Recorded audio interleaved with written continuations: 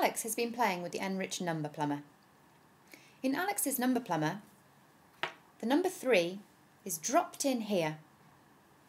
It's then multiplied by 4, and here we take away 5 from the answer.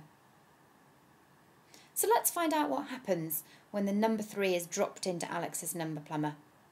I'll do that by clicking here where it says drop.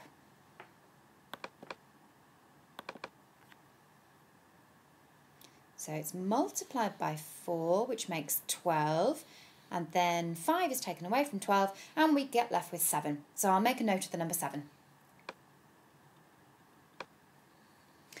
Well, I wonder what would happen if we took that number 7 and dropped it back into Alex's number plumber. Let's find out. Just clicking on drop.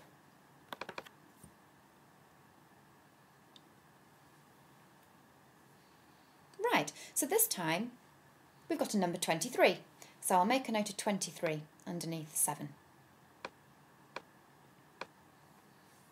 Well, let's try that again. What will happen, I wonder, if we take the 23 and drop it back again into Alex's number plumber?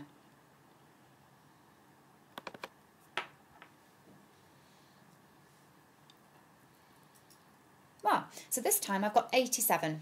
I'll make a note of that.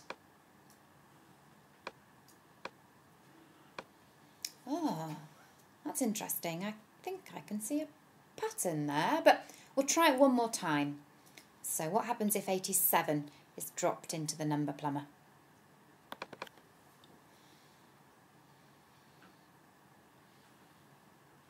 Right, so now we've got 343.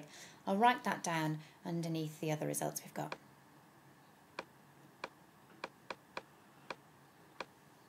So now it's over to you. You might like to carry on dropping the numbers back into Alex's number plumber. What do you notice? Perhaps you've got some questions you'd like to ask. We'd love to hear from you.